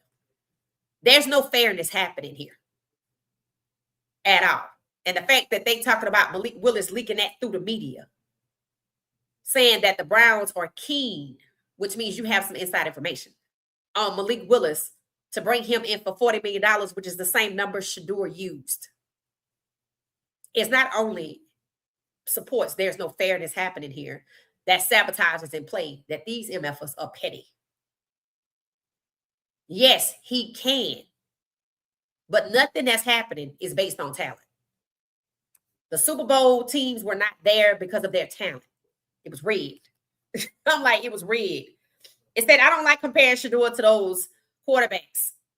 Shedeur is an elite quarterback coach. I think, coach is one of those people that he's still talking football as if there's nothing else happening here. We love you, coach, but you're going to have to step up. This is an honors class. It's just kind of sad. It's that Brown's just using Andrew Berry to get the team together and most likely has them with fire Berry once he's not useful. Right. So after Berry brings in whoever it is they're going to bring in to put in front of Shedeur, then he's free to go. Oh, and the draft, after the draft. After that, he's free to go. So, yes, you're absolutely correct. Once his usefulness has come to an end to shield the owner from making decisions that people would blame on or say he being racist, then Barry in his melanin will be free to walk. Yes, that's correct. You're absolutely correct, Tamika. Absolutely correct. Slip stuff. Yep. Absolutely. It said AB doesn't get an O-line and receivers to play with Shedeur, we will know that the Browns are going to tank. You should already know. You should already know. Have they cut anybody? We got to wait till camp. Why would I let Cam Robinson go through camp? Cam Robinson has a 48 PFF on a scale of 0 to 100. And yet he's listed as a star tackle. By who? We just read over all of the players on one of the most recent podcasts when I was out of town. We read who is on free agency for the Browns. A lot of the people that sabotage Shedeur is, oddly enough, a free agent. And there's some people with question marks by their name, like Joel Batonio, but they already know that Wyatt Teller is slated for a cut on June 1st. So let's get this straight. The people that supported Shedeur, like Njoku, gone. Wyatt Teller, June 1st, to be cut. And everybody else, including Cam, is a star. Njoku is listed as a star tight end. So why you want to let a star tight end walk? Let's see if Blake Whiteheart or Brendan Bates or Canales end up with a nice contract. Blake Whiteheart crushed Shedeur's finger. So let's see if he gets rewarded for that. It said, remember the Seahawks, an expansion team, has won more than the Browns. Yep, that's fact. And they trying to get that team away from the current owner because the actual owner died and left the team to his sister in his estate planning. And the NFL is trying to get the team from her. So let's see what happens there. And the late owner, Paul Allen, was actually in the Epstein files. So I don't know what's going to happen there. We don't know what's going to happen there. Stop spending your money. That's what I'm saying. That's what I'm saying. And basically they have to decide that yes, the petition is good, right? But the petition, you're talking to people who already know they don't give a damn about what you think because you complaining about that. So you're asking people who already don't give a damn, who expect you to feel like that's your only option, so you're gonna show up anyway. You expect them to grow a conscience. They had grown one in all this time. They're not interested. They not interested. The ultimate goal is to have the new stadium in a new sundown town with Archie Manning as the quarterback and Peyton Manning as the general manager. That sounds about right. Sounds about right. Petition should be amended to include what? It said we need to see these people held accountable by arresting them. She can say it's time for some arrest. There's criminal activity here. I told y'all what was happening to suppress Shedeur in Cleveland was criminal. And we said that. Let's see how long people take to get to that point, right? When people talk about this upcoming season, like, one, is based on talent, whether it's the draft or free agency. 2, it's not rigged. 3, there's no racial discrimination happening against Black quarterbacks. And 4, that Black players aren't being used to take down these quarterbacks. They just living in fantasy land. It's not. There's nothing fair happening. It wasn't even fair last year. It's worse this year than it was last year, right? Because they already moved people around. They already showed you what they're gonna do. So anybody waiting to see what the NFL is going to do about Black quarterbacks when they've only fired Black GMs, they hired no Black head coaches, and every coach, regardless of race, that got fired had a Black quarterback, so they can get a new coach who can suppress them. I don't know what else you waiting on. There's nothing else to wait on. That's why I signed the petition. I actually hope it goes somewhere. I'm actually proud of them for getting to that point. But even through reading it, I can see that they don't really have a true understanding of why these things are happening. Whereas I can see it's plain as day because their agenda is not to win football games. And if that hasn't been their agenda, why would they switch now? Their agenda is to suppress Black quarterbacks. So of all of the teams, that is the Browns' job. Yeah. And if that's their job, to be an incinerator or a receptacle for people's careers, and that's what they've been doing, why would they change? Because you have to appeal to the people who are the shield for them, who are hiding in front of the owners, who took Shedeur off the board. You waiting on them to do right. It actually says on the NFL website in so many words that Shedeur should just be happy with a backup role and that anybody would. So coming out talking about Malik Willis for $40 million means that they heard Shedeur talk about the $40 million. So we gonna show you. That's all that means. So they heard the $40 million because it went viral. And now they like, oh, okay, we're gonna show you. So we're gonna get Malik Willis, a Black quarterback, and put him in front of you. Okay, fine, but is he gonna be your starter? Or just somebody to put in front of Shedeur? Because we still know they want to get the Manning kid next year. So what they gonna do to Malik Willis next year? Playing with people's lives. That's all it is. The Black fans need to boycott. Is it enough of them? Is it enough for them? And taking their money. That's all it is, St. Ivy. That's all it is. That's what they're gonna have to do. I hate to say it, but when you drop this petition, you're gonna have to do what? You're gonna have to stay away. They already had a stay away before this season. Remember, I was looking into that. I think I reached out to people and asked, have y'all heard anything about a stay away? Because it was in the news. I was like, so they got something going on. So remember, they already had that before this season. Then they got to a point where they did stay away, at some point in the season, and they got loud with the boos and stuff like that. Now they have the petition, right? But the issue is they're petitioning the NFL, who's protecting the owners. That's just what it is, and people need to understand that, and that these owners collude. They don't compete. Maybe because this is how you know it's not competitive, right? Shedeur is a damn good quarterback, but even Skip Bayless said it. You mean to tell me Jerry Jones don't want to get Shedeur for $4 million? That's weird, because they decided he would go to Cleveland and his career would die, which is why Cleveland targeted him with the intention to never draft him, but to get him as a deep discount. Or to start that backup role in Philly or Baltimore, which meant that they was just sending him over there to breathe down Lamar Jackson or Jalen Hurts back. Now, why would they do that to those two? Because they don't value none of them. What did I say I'm waiting for this year? I got my wish, right? People heard me say, oh my God, I hope these quarterbacks stay in school. Okay, check. And what did I say I want now? I want one of these quarterbacks that's already out here in the NFL to exercise that they know their worth, and either when it's time for a contract extension, walk away. Thank you. I'm done. Appreciate it. I'm out. Instead of letting them play with you for money, because that's what it is.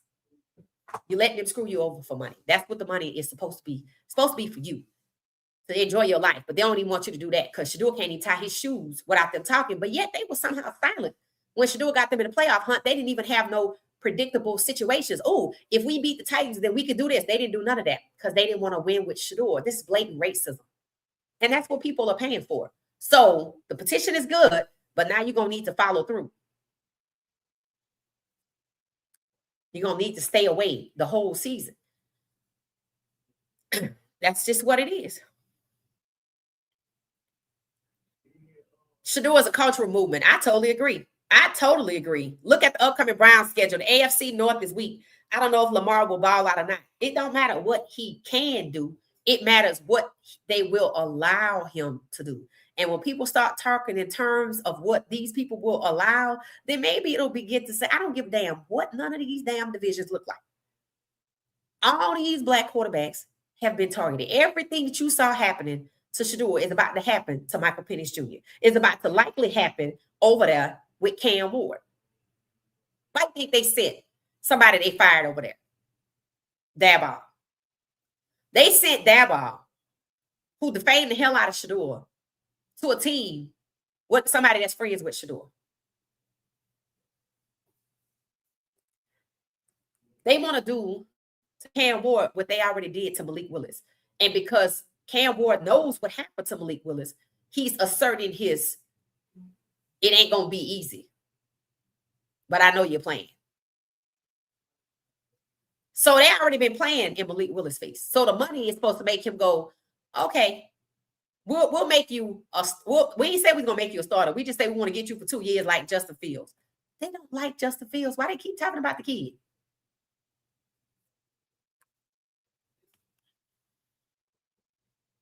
It's not a coincidence. It's $40 million. It said number one QB pushed him to be 5th round and paid him little. Right, they robbed him. AB better not sign Russell Wilson or Malik Willis. It's probably going to be somebody like that. Let's see. For some reason, people think it's going to be Kirk Cousins or Tua. I don't know how Tua get in this conversation. Let me know how y'all know Tua got into this conversation, because I don't see how Tua got over here. That's not making no sense to me.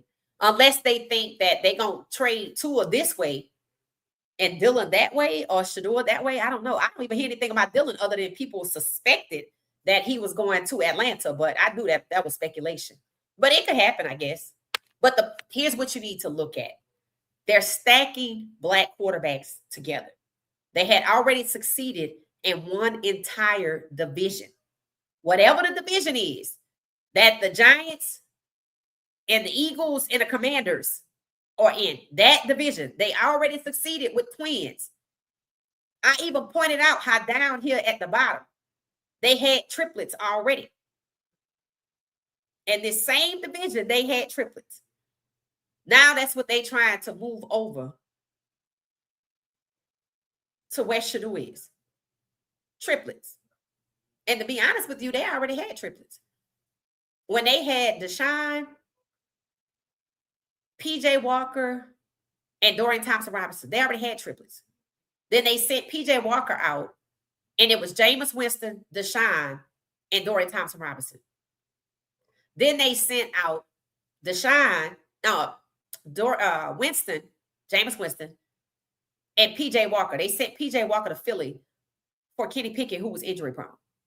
So they just ruined that kid's career.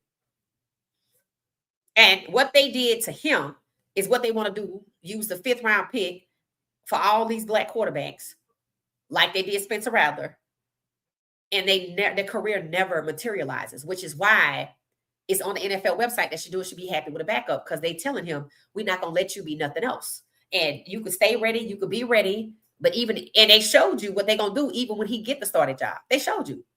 What happened in the Baltimore game? The kicker took the goddamn ball rather than let the Browns, led by Shedeur, to tie up with Josh Allen. He took the ball and threw it to the kicker. Then he got his hand crushed on by his own teammate. Then they switched out his play sheet. In other words, we're not going to let you, by any means necessary, get to where you actually belong. That's the message. That's already happened. And they already moving down year 2 for Shedeur with the same bullshit. And he's supposed to know it. And talking about Malik Willis for $40 million is supposed to be a response to him. Oh, you wanted the money. Well, we'll give it to Malik Willis and put him over there with you. How you like them apples? But we still ain't giving you the money. Same thing. It said Lamar has to ball out after last season. It don't matter what Lamar do. If they don't want him to be their quarterback coach, he is not going anywhere past the regular season. They have proven that with Munkin as the head coach in 23, 24, and 25. This is not about Lamar's skill set. If Lamar were to play in his own league or league with his brothers, he will ball the hell out because there will be no racism to stop him. If you want to keep pretending that that's not what's happening, okay. But just know you're pretending. Lamar is hella elite. That's why he won the Heisman. It said Russell Wilson needs not to come back to the Browns. It said Russell needs to stop allowing these people to move him around. He has been on 3 teams. Russell will be a Super Bowl champion. Understand, this is what's happening to all of them. Shedeur is the only one, and Deshaun, they don't want to move. Because here's the thing.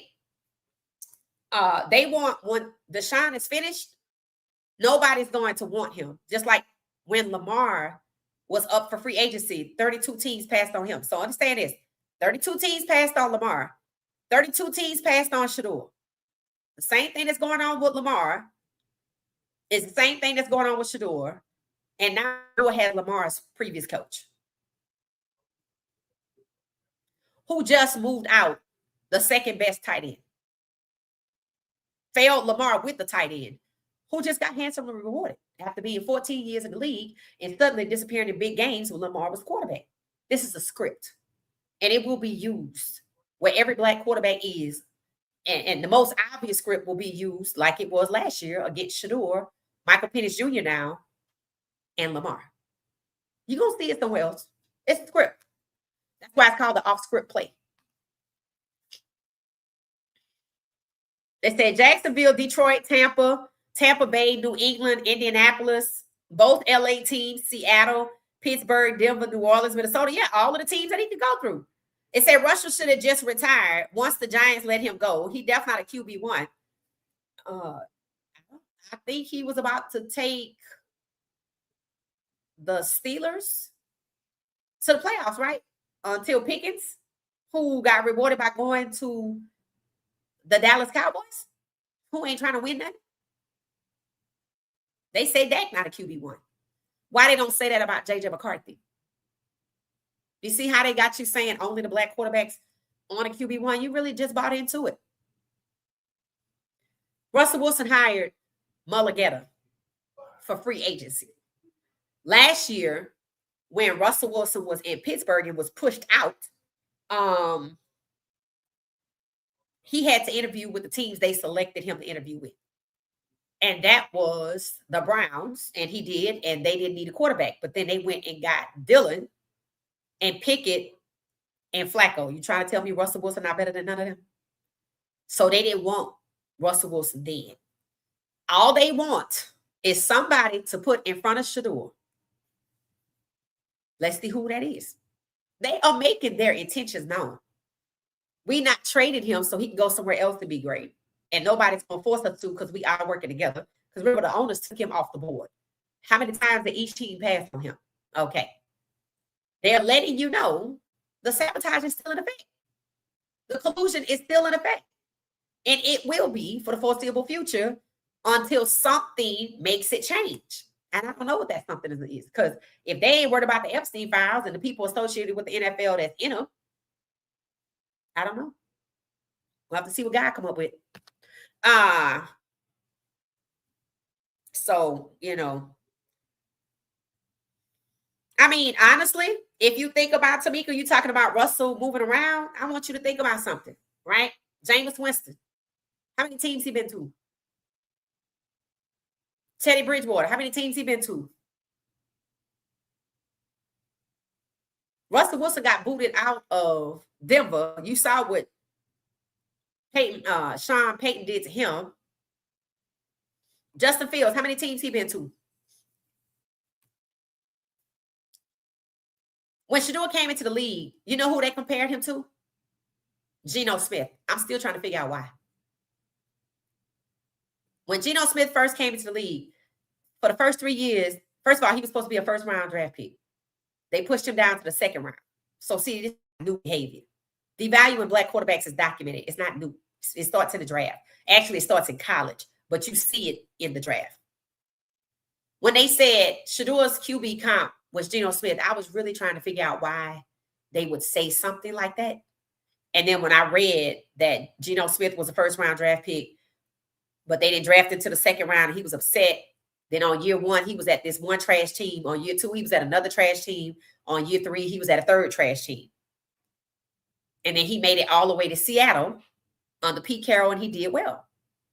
And then they moved him out of Seattle, where he had the exact same record as Sam Darnold, who came in from Minnesota. Sadly, Minnesota needs a quarterback, but they pushed Sam Darnold and Daniel Jones out and left J.J. McCarthy over there. And they need a quarterback. Malik Willis can't go over there, but he can go where a black quarterback is. So now because they're using black quarterbacks to block black quarterbacks, and they compared Shedeur to Geno Smith. Where is Geno Smith? Vegas. So they used Geno Smith to block Shedeur.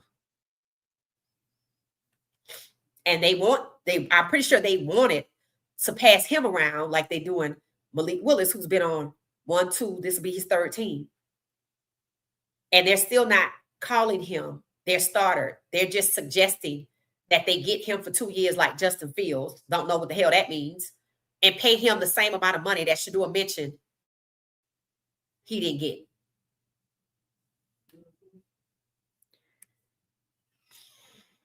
So that's what that is.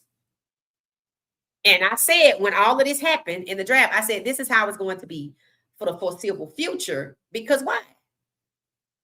This is what they want. They like it like this. They think the league is theirs. They feel like we're visitors.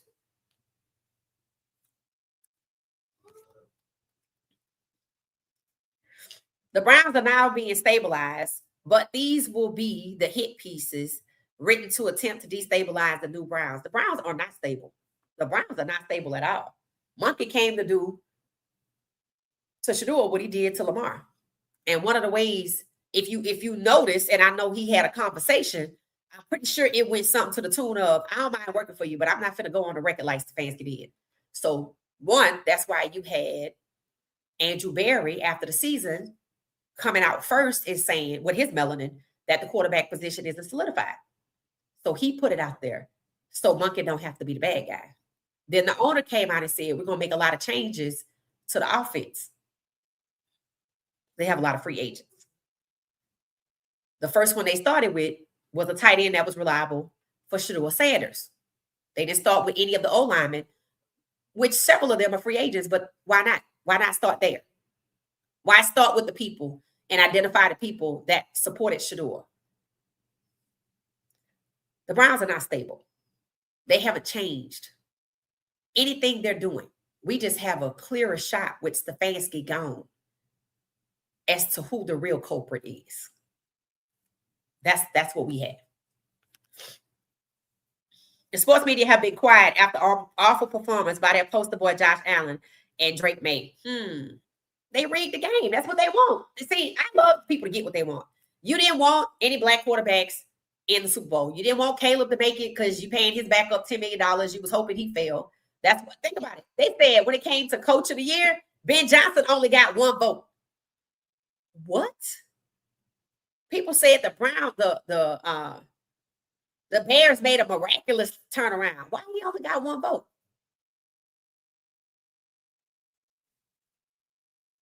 And Stefanski got 2 of them awards. What? Yep. People need to understand something here. You ain't looking at real professional football. It's saying after 60 years of age, Monkey represents what? Sabotage to 12. Yeah, that's it. All over again. All you're not going to see is Monkey beat his chest like Stefanski did. And based on the way how they set it up as soon as the season ended, with Barry being the one to come out here with his melanin, even though Tom Telesco, who you ain't seen, is over there and made the Monkey hire. See, this is what I mean by Barry has to stop trying to take credit for shit when he don't have no power. See, Barry don't want to concede that he don't have no power. He don't even have the power to trade Shedeur away. He don't have no power. They just wanted you to think he had power to blame him for Deshaun Watson. That's the owner's doing. Then the owner tell you he didn't want Shedeur? Okay then. But people want to blame Barry. Just blame the black guy. And Barry is allowing himself as it because he want people, I guess he want to feel some sense of accomplishment. He keep taking credit for shit he didn't do. He has no power. Just like we said, Mike Tomlin doesn't have any power. Where's Mike Tomlin? Not there. Barry's next.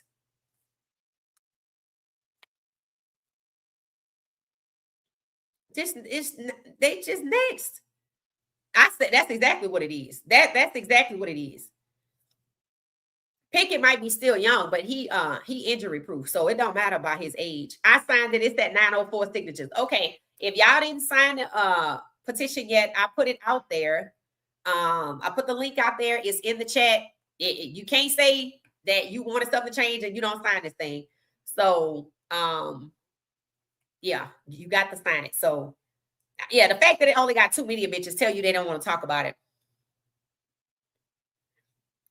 Here's the updates. It said, good morning, Browns fans. Yesterday, I had a 30-minute conversation with a member of the Browns leadership. It was a good conversation where I was able to share a few stories that you all have passed. So the Browns had a conversation with this guy. Okay, let me share this with y'all. So basically, if they talk to him enough, he might not even want to do this no more. Let's see what it say. Yep, let's see. Yeah, I heard the Atlanta Falcons had one. I have to see. Petition update. Let's see here. 909. All right, y'all. Let's get to see if we can get this thing to 1,000. But it seems like he met. So once this came out, he met with the Browns. I'm going to share this with y'all. I want y'all to see. So we just going to take a look. I put the link in the comment, guys. We should be at 1,000. There's over 172 of us. 172 of us, and they only need less than 100 signatures. Come on now. We can't talk about this issue. And when the action presents itself, we don't want to do it. So shout out to y'all that have signed it. So let's see here. They put that there's been some updates. Let's check out the updates. And they're probably gonna coax this guy into dropping his petition. Let's see. All right. So let me know if y'all can see my screen. It said, good morning, Browns fans. Yesterday, I had a 90-minute conversation with a member of the Browns leadership. Not sure who that is. It said it was a good conversation where I was able to share a few stories that you have posted through this petition. It said they are personal, they are powerful, and these stories are what is going to cause change inside the building. It said the person was moved by the stories. Oh my. And said that our petition seems different. We're asking for accountability and change. Because of that, we started a Gmail account where you can share your stories and concerns, a place where you can be heard as long as we can remain passionate but civil. We can have a voice. It said Browns management is actively looking for ways to recognize long-term Browns fans for their patience and perseverance. Right. Long-term Browns fans. Right. It said share ideas on how the Browns can reach out to fans and celebrate them. How about just being accountable first? Send your constructive comments to this email address. All right. So that's the email address. And you can send it there. So for one, the Browns fans reached out to him. So they took it seriously. But I hate to tell him, it looks like they're trying to pacify him and them. And this was 2 weeks ago. What did he say? That was January 30th. We need your help. your voices are being heard. I had a member of the Cleveland Browns reach out last night. We have a scheduled time to speak, but this is progress. Okay, so after the petition went out, somebody reached out to them, even though only 2 media people have put it out there, and they end up having a conversation, and they want to find ways to what is it? They want to find ways to recognize. Mm-mm-mm. They want to find ways to recognize. Let me see something right here. They want to find ways to recognize long-term fans. In other words, they're not going to do shit. It's saying your petition is different, right? Because it's public. They are personal, they are powerful, and these stories are what is going to cause change. It is a good conversation. Browns is actively looking for ways to recognize. So they want to recognize you, but they don't want to fix it. This is why I'm like, Lord have mercy. Recognize long-term Browns fans for their patience and perseverance. Mm-mm-mm. Well, let me know what y'all think about that. See, the Browns fans saw a petition. They reached out to them because it's public. When you air out public concerns, people want to kind of step up because it don't look good if they don't. But they just want to recognize long-term fans. They don't want to actually fix the problem. Because if they were just accountable, that would solve the problem. So they're probably going to try to coax them in with a pizza party. And we'll just have to see. Sign a petition. Just sign it. Just sign it. Just sign the damn thing. And we'll just see what happens. But they got an email address if you want to leave something. That's my if we remain civil. I don't know. I don't think they that's why I say long-term fans. That's supposed to exclude us. So basically, if you're not a long-term fan, they're not going to take you seriously. Yeah, the Browns organization is not to be trusted. Absolutely not.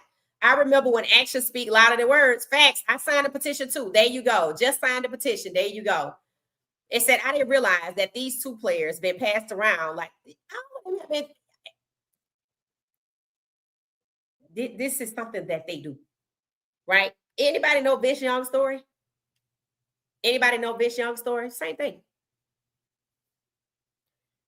Why did the Tennessee Titans trade Vince Young, who was allowed to be abused by his coach, Fisher? After Fisher was finally booted out, they traded Vince Young as if the goal was to just him be abused by Fisher. And then when, what's his name? The one that went to Alcorn State, Steve McNair, took them this close to the Super Bowl or something like that. What did they do? They traded him after that. So when you see the trend, let's pay attention to the trend of what teams are deciding they need to rebuild. Let's see who rebuilding. Is it going to be the Panthers? Is it going to be wherever CJ Stroud is?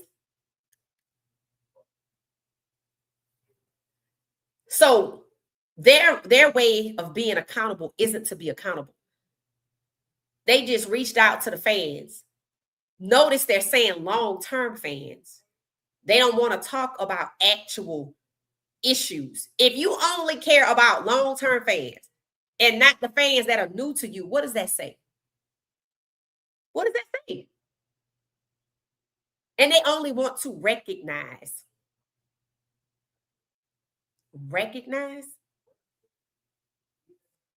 If I think of something to say, I'll respond to the email. Lord, wake me up at 4 in the morning and say, hey, I want you to say this, then I'm going to say it. Then I'm going to say it. And it's probably going to be about what do you define long-term fans? Are you not interested in new fans in the last 5 years that have supported your organization because they're new to the Browns? There's a valid question. Are you not interested with fans that came along in the last 18 months and bought jerseys that contributed to your bottom line? Those types of things. They seem like they want to take these people who don't have a lot of notoriety and recognize them.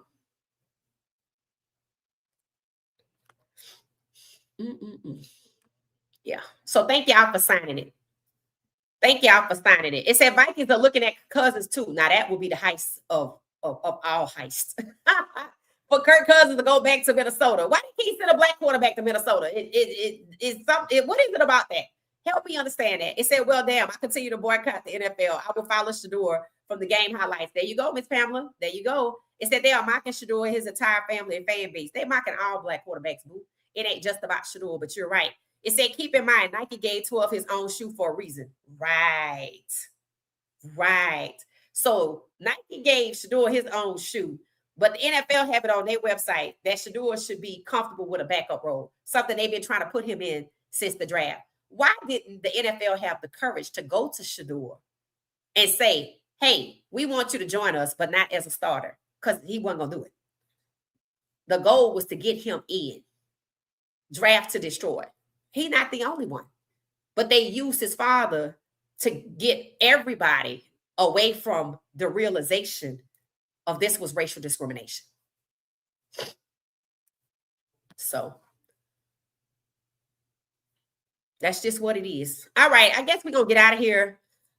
Since that's what we were talking about, I put the link in the comments. 144 of us at 1.170 something. The petition should definitely be at 1,000 by now. You can't say you upset about what's happening, what you're doing, and don't respond to the petition. You can even leave a message about how you feel about it, etc. But we'll see what happens with that. But I already see what's happening. I mean, the corporate communication basically says we just want to recognize long-term fans. Which means we don't care about nobody saying nothing about nothing current.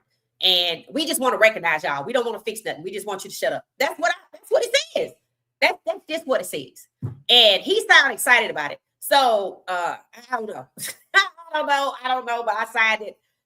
I signed it, and I don't give a damn whether we long-term fans or not. We're talking about racial discrimination. And it ain't just Shedeur. It's all of those black quarterbacks over there that the Browns have been successful at devaluing, and they're trying to do the same thing to Shedeur, and they want to ensnare Malik Willis by paying him the same amount of money that they stole from Shedeur to say they ain't racist and to what you think about them apples at the same time. Petty, corrupt. That's what they are. The integrity of the league itself, the Browns for sure, is being challenged. Right. So we're gonna get out of here. We'll be back tomorrow. I don't know. I might be back early in the day tomorrow. It's a lot happening. Have an update. Probably we'll talk about Rakia Jackson tomorrow. That has some movement going over there. It seems that James Pierce Jr. pled innocent. So we're gonna talk about that because I don't know how you plead innocent when you're on camera like that. So we'll talk about that maybe tomorrow. We talked about it in the community a little bit, and it seems like people have interest in it. So we'll probably talk about that tomorrow. All right, y'all, we're going to get out of here. Thanks for watching What She Said Sports. Go sign the petition. Let them know all fans matter. It don't matter how long you've been supporting them. If you invested your time, your energy, your money, that's what matters. That's what matters. People have invested in this team, and all they want to do is just recognize people so they'll just go away. So sign the petition, and I'll see y'all tomorrow night. Thanks for watching What She Said Sports. See y'all later, everybody.